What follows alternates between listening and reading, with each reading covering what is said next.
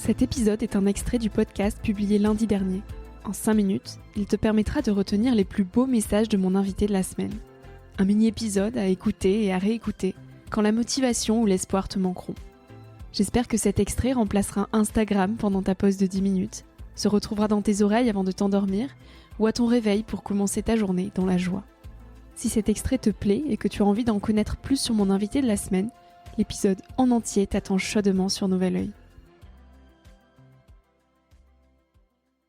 Il s'est passé des choses quand même fascinantes. Je pense que la première, c'est que le jour du début de la retraite, quand on assigne une place sur le coussin et qu'on se retrouve face au coussin, pour moi, ça a été ma libération. Ça a été le moment où je me suis rendu compte que c'était chez moi et que je revenais à quelque chose de familier. Je me souviens d'avoir cette sensation de familiarité très étrange, d'arriver face à mon petit coussin, bon, ça fait 1 mètre sur 1 mètre, et de me dire « Ah, c'est chez moi ».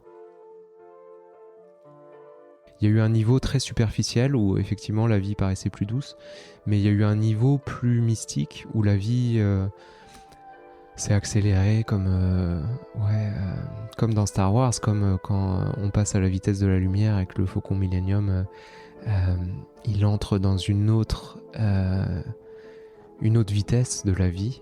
Et donc ça a tout changé dans ma vie. Ce que je raconte souvent, c'est que ça a tout changé. Ça a changé l'endroit où je vivais. J'ai quitté Paris, ça a changé mes relations sociales. Il y a beaucoup de relations sociales qui se sont arrêtées et d'autres qui ont émergé. Ça a changé mon alimentation. Ça a changé le sens que je donne à ma vie aussi. Je pense que au bout d'un moment, la méditation m'a appris que j'étais là pour ma propre guérison et aussi pour servir les autres.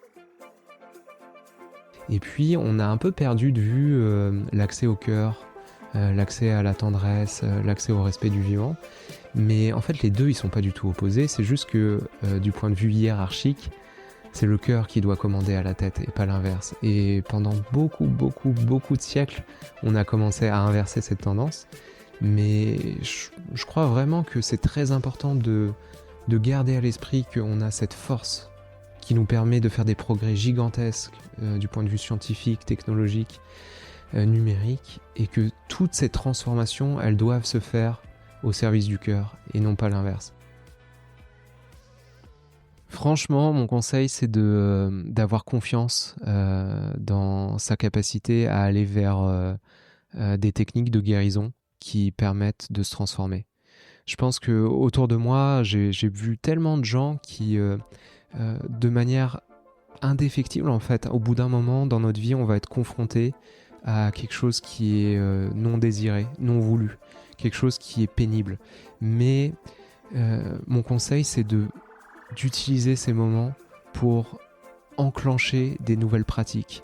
Et quelles que soient les techniques de guérison, en fait moi je plaide pas du tout pour la méditation, par ailleurs je pense qu'il y a 1000 façons de s'éveiller, mais par contre je pense qu'au moment de sa vie où on rencontre la souffrance, il faut vraiment avoir le courage d'entamer des nouvelles pratiques pour installer des nouvelles disciplines, changer son quotidien, transformer ses relations avec ses proches.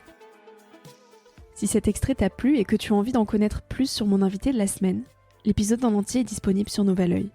En attendant de se retrouver lundi prochain pour un nouvel épisode, tu peux me suivre au quotidien et m'écrire directement sur Instagram ou sur le site internet www.nouveloeil-podcast.com.